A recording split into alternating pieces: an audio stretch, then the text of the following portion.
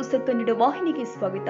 August 25ರಿಂದ September 8ರ ತನಕ 40 ರಾಷ್ಟ್ರೀಯ ನೇತ್ರದಾನ ಅಂಗವಾಗಿ ಇವತ್ತು ದೃಷ್ಟಿಗಾಗಿ ನಡಿಗೆ ಪುನರ್ಜ್ಯೋತಿ ಜಾಗೃತಿ ಜಾಥಾ ಕಾರ್ಯಕ್ರಮ ವಿದ್ಯಾರ್ಥಿಗಳಿಂದ ಬೀದಿ ನಾಟಕ ಮಾಡುವ ಮೂಲಕ ವಿಭಿನ್ನವಾಗಿ ಜಾಗೃತಿ ಕಾರ್ಯಕ್ರಮ ಜರುಗಿದೆ. ಇದಕ್ಕೆ ಮುಂಚೆ ಚೆನ್ನಾಗಿ ಕಾಣ್ತಿದ್ರೆ ನೀವು ಪಟಾಕ್ಷಿ ನೀವು ಹೇಳ್ತಿದ್ರೆ ಅಥವಾ ಸೈಡ್ ನಿಂತಿದ್ರಿ?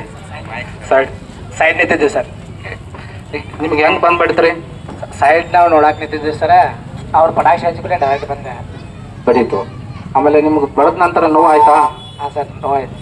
ಈ ಜಾಗೃತಿ ಜಾಥಾ ಕಾರ್ಯಕ್ರಮ ಸಂಕೇಶ್ವರ ನಗರದ ಮಹಾಲಕ್ಷ್ಮಿ ದೇವಸ್ಥಾನದ ಆವರಣದಲ್ಲಿ ಆಯೋಜನೆ ಮಾಡಲಾಗಿದ್ದು, ಕಾರ್ಯಕ್ರಮದ ಪ್ರಾರಂಭದಲ್ಲಿ ಕಾರ್ಯಕ್ರಮಕ್ಕೆ ಆಗಮಿಸಿದ ನೀಡಸೋಶಿ ಮಠದ ಉತ್ತರಾಧಿಕಾರಿ ಆಗಿರುವ ಪರಮ ಪೂಜ್ಯ ನಿಜಲಿಂಗೇಶ್ವರ ಸ್ವಾಮೀಜಿ ಅವರಿಗೆ ಮತ್ತು ಆಗಮಿಸಿದ ಗಣ್ಯರಿಗೆ ಎಂಎಂ ಜೋಶಿ ನೇತ್ರ ವಿಜ್ಞಾನ ಸಂಸ್ಥೆ ವತಿಯಿಂದ ಸ್ವಾಗತ ಹಾಗೂ ಸತ್ಕಾರ ನೆರವೇರಿಸಿ ಕಾರ್ಯಕ್ರಮಕ್ಕೆ ಚಾಲನೆ ಕೊಡಲಾಗಿದೆ.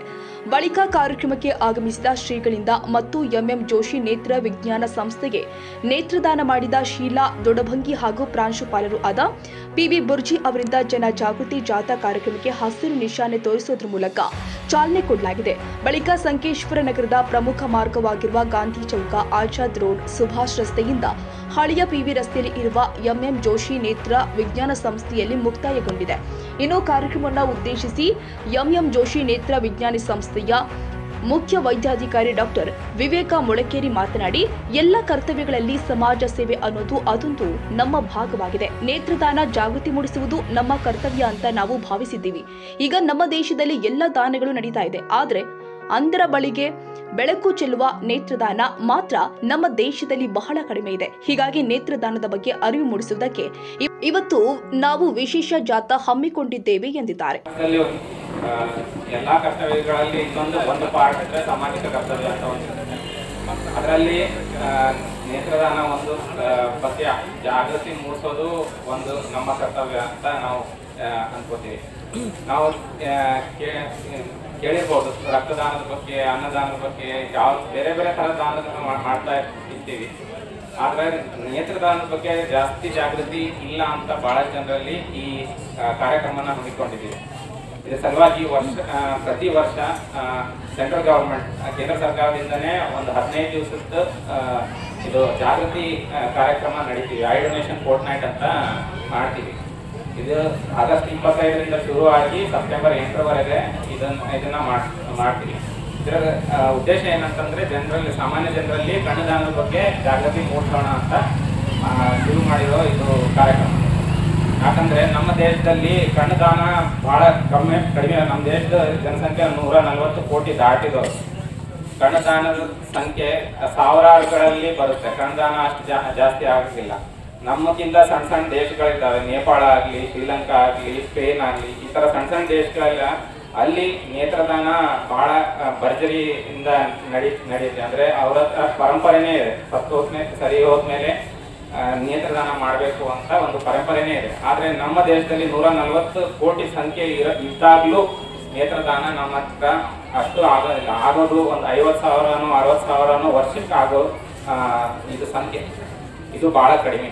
ಇದನ್ನ ಪರಿವರ್ತನೆ ಮಾಡಿ ನೇತ್ರದಾನ ಮಾಡೋ ಸಂಖ್ಯೆ ಜಾಸ್ತಿ ಮಾಡಬೇಕು ಅಂತ ಈ ಕಾರ್ಯಕ್ರಮ ಹಮ್ಮಿಕೊಳ್ಳುತ್ತೆ. ಇನ್ನು ಇದೇ ಕಾರ್ಯಕ್ರಮಕ್ಕೆ ಸಂಬಂಧಪಟ್ಟಂತೆ ನಿಜಲಿಂಗೇಶ್ವರ ಶ್ರೀಗಳು ಏನೆಲ್ಲ ಮಾತನಾಡಿದ್ದಾರೆ ಅನ್ನೋದನ್ನು ಕೂಡ ತೋರಿಸ್ತೀವಿ ನೋಡಿ. ಇವತ್ತಿನ ದಿನ ಹಲವಾರು ರೀತಿಯ ದಾನಗಳನ್ನು ಮಾಡ್ಲಿಕ್ಕೆ ಬರ್ತದೆ. ಅದರೊಳಗೆ ವಿಶೇಷವಾಗಿ ಅತ್ಯಂತ ಶ್ರೇಷ್ಠ ದಾನ ಅಂತ ಹೇಳಿ ಈಗಾಗಲೇ ಹೇಳಿದ್ರು, ನೇತ್ರದಾನ ಅಂತ ಹೇಳಿ. ನಾವು ಇದನ್ನ ಯಾರು ಕೂಡ ಇದ್ದಾಗ ಯಾರು ನೇತ್ರದಾನ ಮಾಡೋದಿಲ್ಲ. ನಾವು ಈ ದೇಹವನ್ನು ತ್ಯಜಿಸಿದ ಮೇಲೆ ಅಥವಾ ನಾವು ತೀರಿ ಹೋದ ಮೇಲೆ ಮಾಡುವಂಥದ್ದು ಇದು ವಿಶೇಷವಾದದ್ದು. ಹೀಗಾಗಿ ಮನುಷ್ಯನಿಗೆ ಈಗ ಸ್ವಾರ್ಥ ಇದ್ರೂ ಕೂಡ ನಾವು ತೀರಿ ಹೋದ ಮೇಲೆ ಆದ್ರೂ ನಾವು ಜನರಿಗೆ ಬೆಳಕಾಗಬೇಕು ಅನ್ನೋಂಥ ಮನೋಭಾವ ಬರಬೇಕು ಅನ್ನೋ ದೃಷ್ಟಿಯಿಂದ ಈ ಜಾಗೃತಿ ಜಾಥಾವನ್ನು ಹಮ್ಮಿಕೊಳ್ಳಾಗ್ತಾ ಇದೆ. ಎಷ್ಟೋ ಜನರಿಗೆ ಈ ವಿಷಯಗಳೇ ಗೊತ್ತಿಲ್ಲ. ಮತ್ತು ಎಷ್ಟೋ ಜನರಿಗೆ ನಾವು ಬೆಳಕಾಗ್ತೀವಿ ಇನ್ನೊಬ್ಬರ ಬಾಳಿಗೆ ಅಂತ ನಾವು ಹೋದ ಮೇಲೆ ಕೂಡ ನಮ್ಮ ಕಣ್ಣುಗಳು ಈ ಜಗತ್ತನ್ನು ನೋಡಬಹುದು ಅನ್ನೋಂಥ ವಿಷಯ ಗೊತ್ತಿಲ್ಲ. ಅದನ್ನು ತಿಳಿಸ್ಬೇಕು ಅನ್ನೋ ಹಿನ್ನೆಲೆಯಲ್ಲಿ ಇವತ್ತು ಈ ಜಾಥಾವನ್ನು ಹಮ್ಮಿಕೊಂಡಿದ್ದಾರೆ. ನಾವೆಲ್ಲರೂ ಇದನ್ನು ಶ್ರದ್ಧೆಯಿಂದ ಪಾಲ್ಗೊಂಡಿದ್ದೀವಿ. ವಿಶೇಷವಾಗಿ ನಾವು ರಕ್ತದಾನ ಹೇಳ್ತೀವಿ. ಈಗ ಲಿವರ್ ಟ್ರಾನ್ಸ್ಪ್ಲಾಂಟೇಷನ್ ಆಗ್ತದೆ ಅಥವಾ ಕಿಡ್ನಿ ಟ್ರಾನ್ಸ್ಪ್ಲಾಂಟೇಷನ್ ಆಗ್ತದೆ. ಬೇರೆ ಬೇರೆ ಆರ್ಗನ್ಸನ್ನು ಇವತ್ತು ದಾನ ಮಾಡಲಿಕ್ಕೆ ಅವಕಾಶ ಇದೆ ಅಥವಾ ಟ್ರಾನ್ಸ್ಪ್ಲಾಂಟ್ ಮಾಡಲಿಕ್ಕೆ ಅವಕಾಶ ಇದೆ. ಮೊನ್ನೆ ನಾನು 2-3 ದಿವಸ ಹಿಂದೆ ಹೋದೆ. ಪುಟಿನ್ ಮತ್ತು ಇಬ್ಬರು ಮಾತಾಡ್ತಾ ಇದ್ದಾರೆ. ನಾವು 150 ವರ್ಷ ಹೆಂಗೆ ಬದುಕಬಹುದು ಟ್ರಾನ್ಸ್ಪೋರ್ಟೇಷನ್ದಿಂದ ಅಂದರೆ. ಮುಂದಿನ ನಿರ್ಮಾಣಗಳಲ್ಲಿ ಇವತ್ತು ವಿಜ್ಞಾನ ಅಷ್ಟು ಬೆಳೀತಾ ಇದೆ, ವೈದ್ಯಕೀಯ ಕ್ಷೇತ್ರ ಅಷ್ಟೊಂದು ಡೆವಲಪ್ ಆಗ್ತಾ ಇದೆ. ಮನುಷ್ಯನನ್ನು 150 ವರ್ಷಗಳ ಕಾಲ 200 ವರ್ಷಗಳ ಕಾಲ ಬದುಕಿಸುವಂಥ ಒಂದು ವ್ಯವಸ್ಥೆ ಇದೆ. ಉದಾಹರಣೆಗೆ ಇದೇ ಕಣ್ಣು, ಒಬ್ಬ ವ್ಯಕ್ತಿ 80 ವರ್ಷ ತೀರಿ ಹೋದಾಗ ಇನ್ನೊಬ್ಬ ವ್ಯಕ್ತಿ 30-40 ವರ್ಷದ ಹಾಕೊಂಡ್ರೆ ಮತ್ತೊಂದು 40 ವರ್ಷ ಬದುಕಿದ್ರು ಕೂಡ ಕಣ್ಣುಗಳಿಗೆ ಅಷ್ಟು ಆಯುಷ್ ಇದೆ ಅಂತ ಲೆಕ್ಕ. ಸೊ ಇನ್ನೂ ಜಾಸ್ತಿ ಇರ್ಬೋದು, ನಮ್ಗೆ ಗೊತ್ತಿಲ್ಲ. ಆ ಹಿನ್ನೆಲೆಯಲ್ಲಿ ಒಂದಷ್ಟು ಪ್ರಯೋಗಗಳಾಗಬೇಕು. ಹೀಗಾಗಿ ಮನುಷ್ಯನ ಬುದ್ಧಿವಂತಿಕೆ ಅವನ ಒಂದು ಸಂಶೋಧನೆ, ಅಂಥ ಸಂಶೋಧನೆಯಲ್ಲಿ ತಾವೆಲ್ಲರೂ ಪಾಲ್ಗೊಂಡಿದ್ದೇವೆ, ವೈದ್ಯರು ಪಾಲ್ಗೊಂಡಿದ್ದಾರೆ. ವೈದ್ಯೋ ನಾರಾಯಣ ಹರಿ ಅಂತ ಹೇಳ್ತಾರೆ, ವೈದ್ಯ ಸಾಕ್ಷಾತ್ ಭಗವಂತ. ಈ ಹಿನ್ನೆಲೆಯಲ್ಲಿ ಎಷ್ಟೋ ಜನ ಕಣ್ಣಿದ್ದವ್ರು ನಾವು ಜಗತ್ತನ್ನೇ ನೋಡಿಲ್ಲ, ಮತ್ತು ಈ ಕಣ್ಣುಗಳನ್ನು ಕೊಡೋದ್ರ ಮೂಲಕ ಹೊಸ ಜಗತ್ತನ್ನು ಅವ್ರಿಗೆ ಪರಿಚಯಿಸೋ ಅಂಥ ಕೆಲಸವನ್ನು ನಮ್ಮ MM ಜೋಶಿ ನೇತ್ರ ಆಸ್ಪತ್ರೆಯವರು ಹಲವಾರು.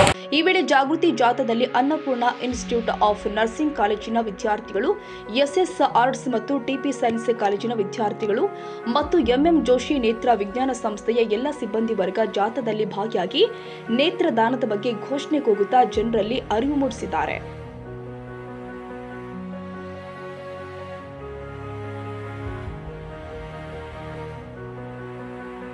ತಾಜಾ ಸುದ್ದಿಗಾಗಿ MTV ನ್ಯೂಸ್ 24/7ಗೆ ಸಬ್ಸ್ಕ್ರೈಬ್ ಮಾಡಿ ಮತ್ತು ಬೆಲ್ ಐಕಾನ್ ಅನ್ನು ಒತ್ತಿ. ತಪ್ಪದೇ ಲಿಂಕ್ ಶೇರ್ ಮಾಡಿ.